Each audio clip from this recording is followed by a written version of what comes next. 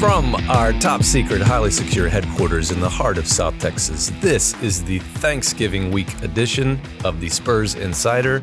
I am Mike Finger, joined by beat writers Jeff McDonald, Tom Orsborn, and sports editor of the Express News, Nick Talbot. We are talking about a team of local Cagers who, at the time of this recording, are 6-12 on the season, winning 33.333% of their games, about what we expected. But I guess, Jeff McDonald, they've come around. The water has found its level.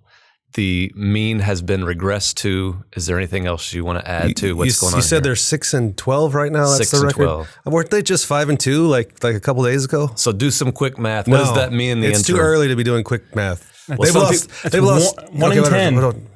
1 in 10, They've lost Jeff. 10 of their last 11. 10 of their last 11 games, the Carry local the four. Cagers. What in the world is going on with this team? Or is it exactly what everyone thought would happen? Well, it's not. Well, it is. It is. It is what everybody thought would happen. But we were talking about this the other day. They've been competitive when they've played everyone. Like their 5 starters, when those 5 guys are all playing, they have the 5-2 start. They're competitive with teams in losses. You just take one guy away, which they have been want to do on occasion. I want to take you back to an early season Spurs Insider podcast. Can I finish? Okay. Go ahead. It's fine. Go ahead. Fine. No, the train's left the tracks. You've derailed everything already. Where do we? 1 minute and 47 seconds in, you've already derailed everything. But Well, go ahead. I derailed it. Everyone wants to hear what you have to say, so go ahead. I derailed it by bringing up something that you said in an early season Spurs Insider podcast, which may or may not have been on video, when we were talking about what it takes to tank. And this team isn't tanking. We're on video, so quotes, this team isn't tanking. But I think there was discussion on this podcast about whether or not your Spurs have what it takes, like other teams have what it takes, to just sit a guy for a while, sit a good player, keep guys out to ensure that you're losing games. And all of the players who have been sitting for the Spurs over the past few weeks have had something wrong with them. But it's been, to me, it's been sort of a wink, wink, nod, nod. Keldon Johnson can't play tonight because of a sore knee. Devin Vassell can't play the next night. Jakob Poetltl can't play the next night. And Jakob's just missed one game, I believe. He was the last one to have played in every game. But I think what we found out over the past few weeks about our local Cagers is they do have the commitment, I think, that it might take to get into the race for Mr. Victor Wembanyama. I agree. And they've been assisted by legitimate Yes, injuries to Zach. Oh, yes. Zach Collins, Langford, health and safety protocols, and young Blake Wesley. And this is not to say that the injuries to Keldon Johnson and Devin Vassell and Jakob Poetltl are not legitimate. Right. But those are the types of rest games that players get when, let's just say, the top priority of this season is not necessarily making the playoffs. Right. And so I think, to Jeff's point, like, they've been competitive in games when everybody's playing. It just takes one, though. Right. It just takes remove one. One of who? One of anyone, really. You take away Devin, or even if you take away Trey Jones, they're not very good because they don't have a point guard. That's true. There might be 4. Yeah, I was going to say 3. Yeah, Keldon Johnson, Devin Vassell, or Jakob Poetltl, but that is true. They'd have to start Jeremy Sohan at point guard when Trey Jones is out. And he struggles. Like Jeremy Sohan, we could talk about him. He's been one of the bright spots. Every time we were talking the other day at the crypto.com arena about, they still call it that, huh? They do. Wow. That might have been a mistake. Yeah. Although I guess the checks still cash.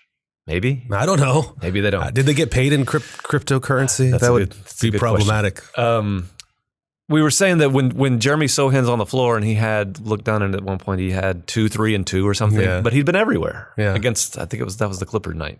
Like he's gonna fit. He's gonna make it. I think it's early, but I think it's safe to say that they're happy with that pick. But it's a lot to ask that guy who'd never even started at his natural position much at all in college. Like he was a bench player. Now you're asking him to start at point guard, which is not his natural position. It's a lot. Right.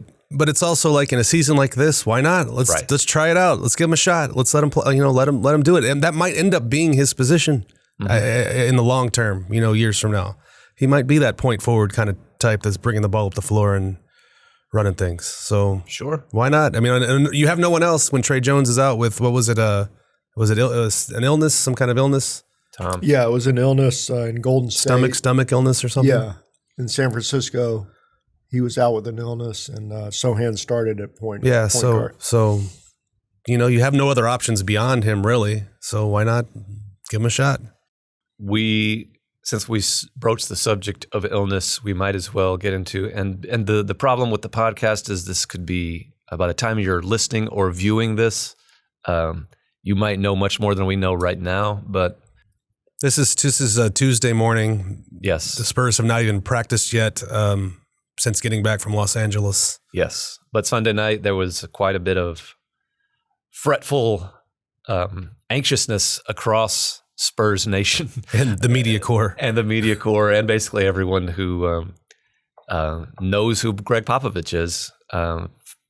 When he did not, after an evening in which he was his typical, and this is not sarcastic, his typical delightful self in Los Angeles. Like if you ever want to see Greg Popovich at his delightful best, go to a pregame media availability, and they'll just let you in at the Crypto.com arena in Los Angeles. They actually might just let you in there. They might.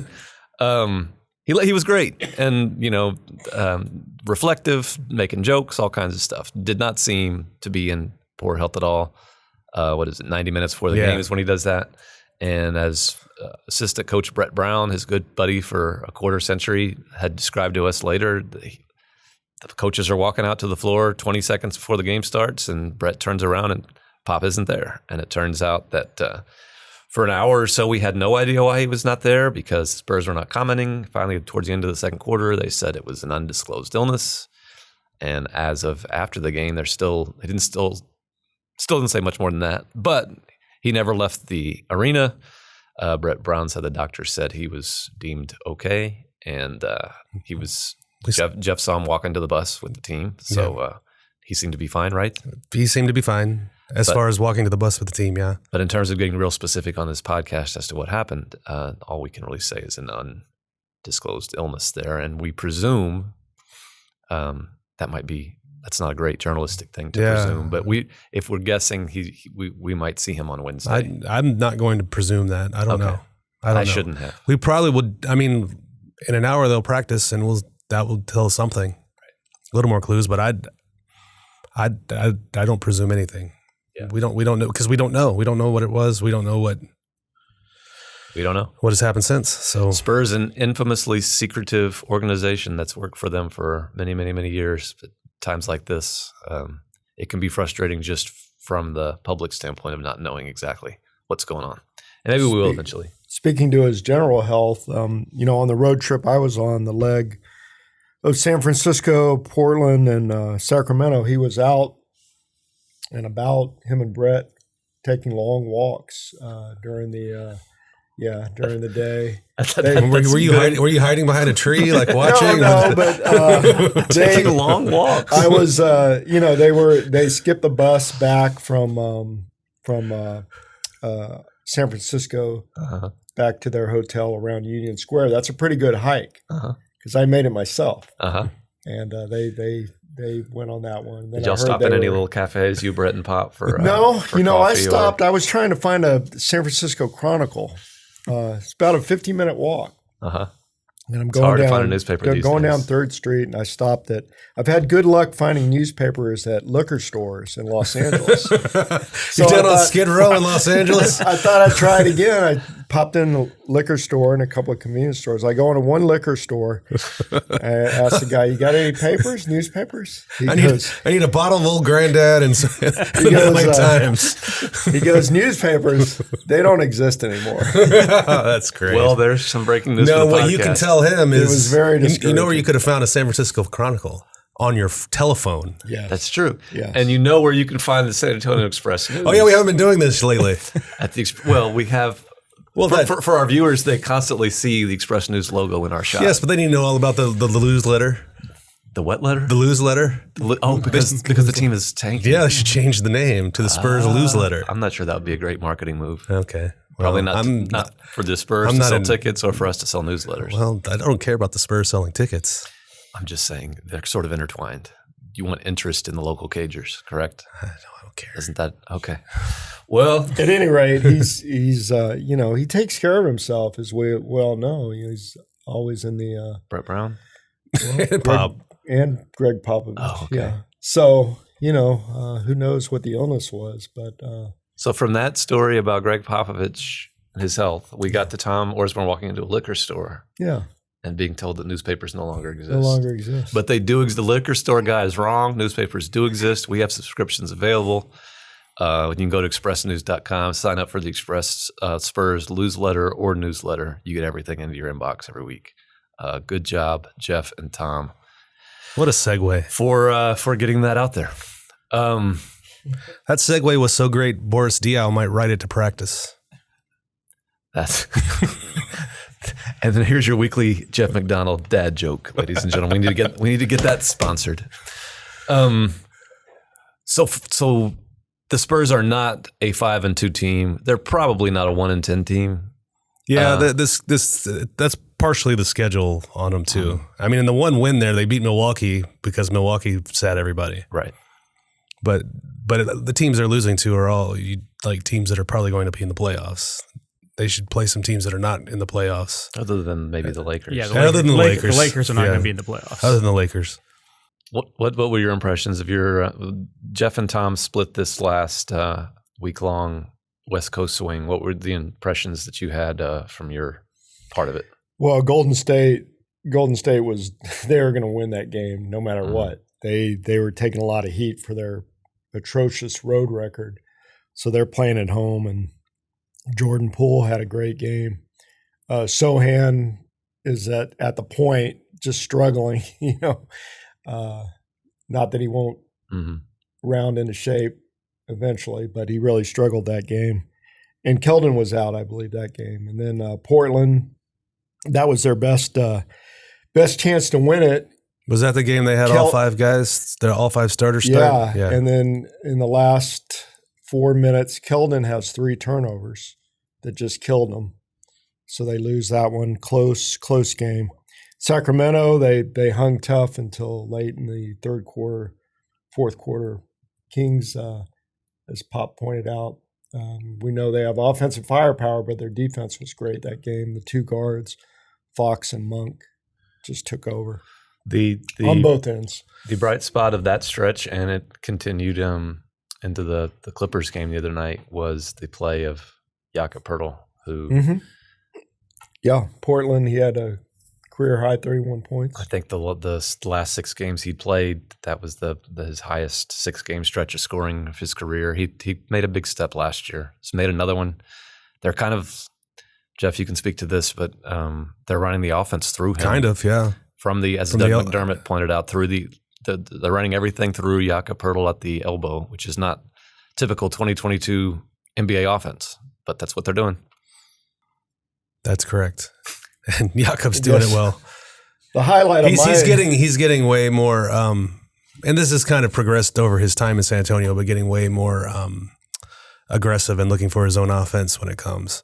And part of that's a function, like he was telling us the other night, it's a function of him just being here a long time, and now he is one of those options. Like last year, they're going to go through DeJounte Murray and Derek White, and he's like, I would be kind of an idiot to try to take over in those kind of games when those are our main scorers. But this year they don't really have that, so he's just kind of felt his oats a little bit more, I think.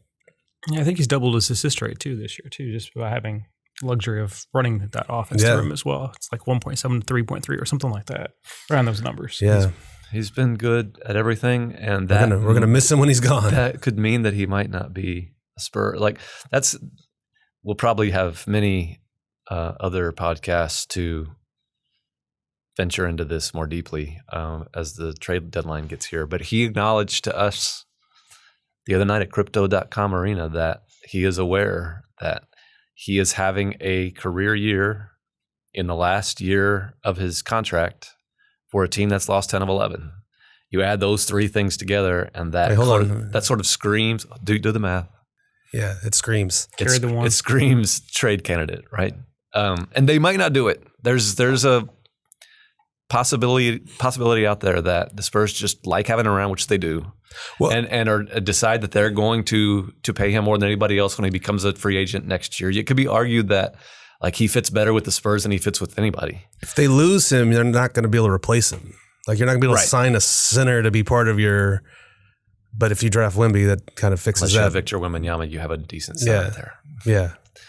The question is, and there's a lot of complicated salary cap minutia. More math. Yeah, but we're not going to make you do it.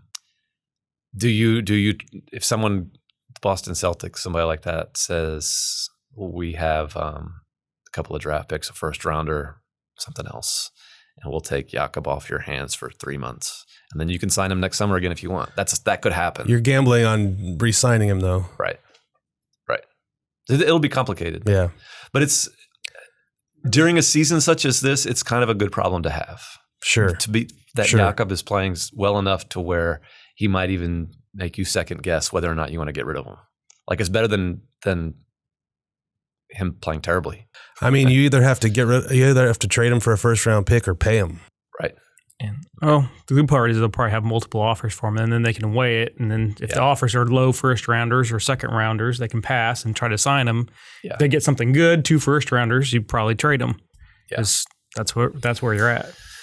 We'll see. He's become a really big part of what they do. Mm-hmm. And Pop said at the first day of training camp. I know. The foundation. He does for us what Tim Duncan used to do. It's crazy. I mean, I think you get more than just 1 first rounder for Tim Duncan. I think you're right. Well, maybe not now. He's pretty old. That's true.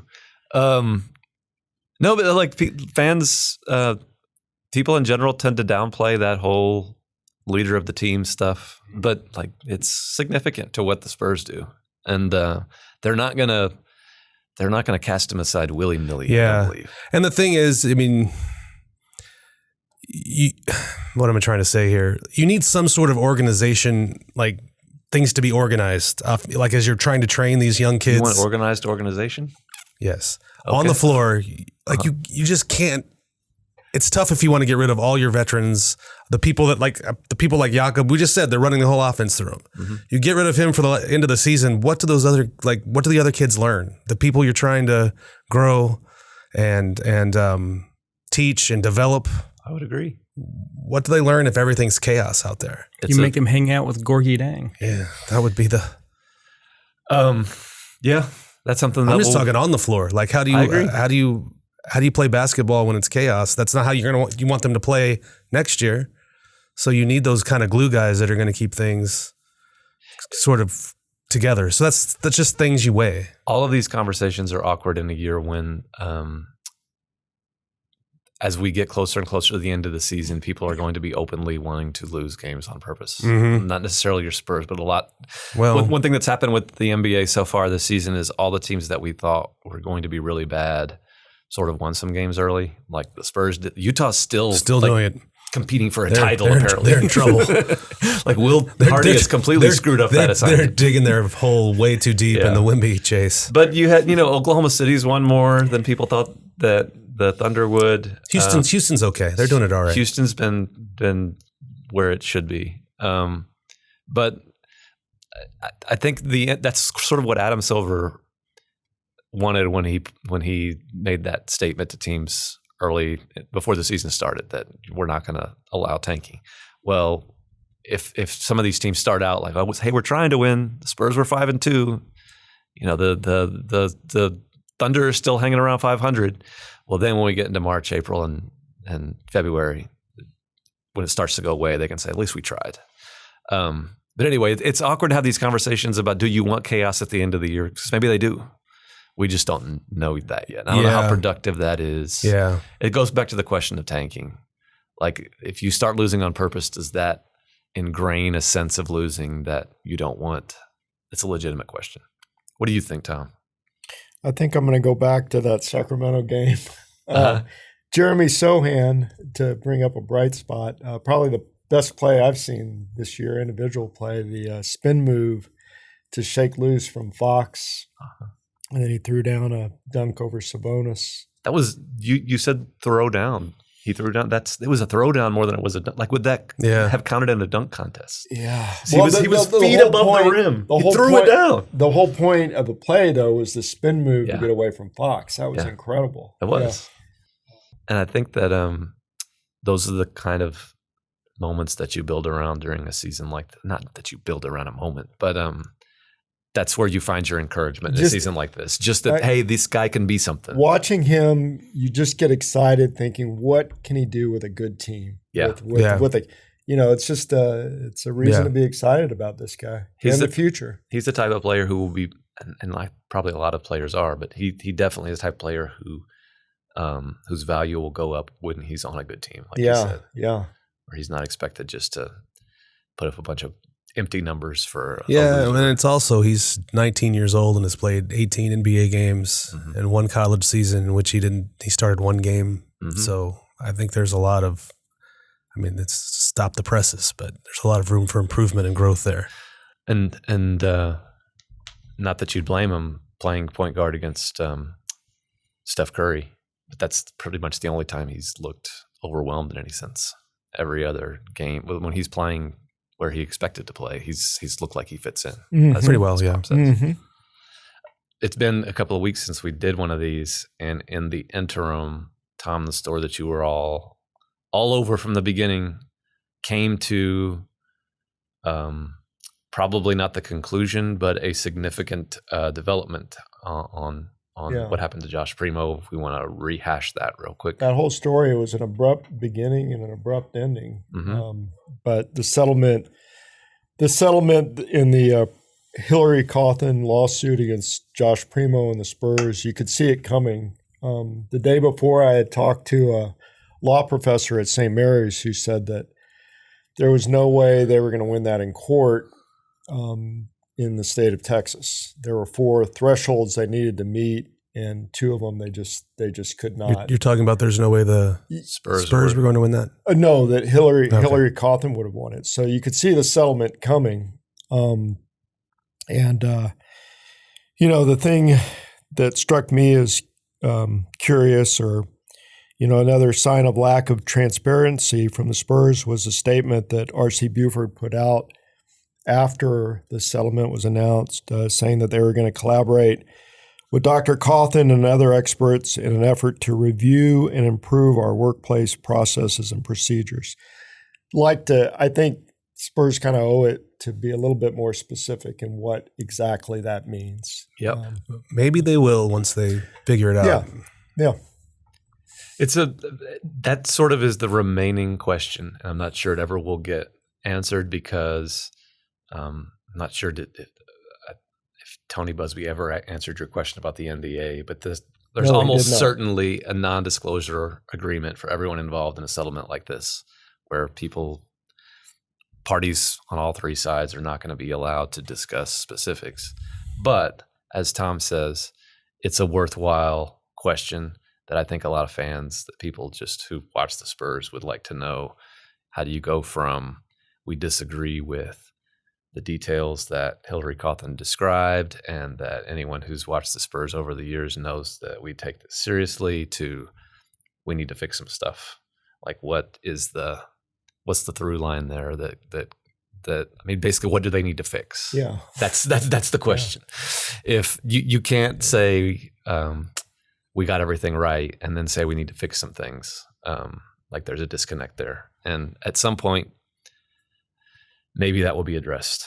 The next day, it might be a while. I asked Pop about his confidence in Brian Wright, who was mentioned prominently in the lawsuit for not taking quick and effective steps to put an end to Josh Primo's alleged behavior and to support Dr. Cawthon in her claims. And Pop said he has total confidence in Brian Wright. Went on to describe him, in very high terms. So we'll see. Yeah. like I said, that might not have been the end, but it was sort of the end of a chapter, and I'm not sure where that story will lead in the future. But I have a feeling we'll be kind of in a holding pattern for the foreseeable future.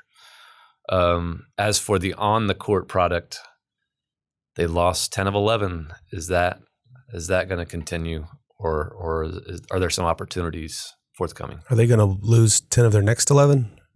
I guess that's what you're asking me. Yeah. 6 of 7 at home, beginning Wednesday against New Orleans. A couple against the Lakers will help. New Orleans, 2 against the Lakers, at Oklahoma City. There's New one. Orleans again. Ugh.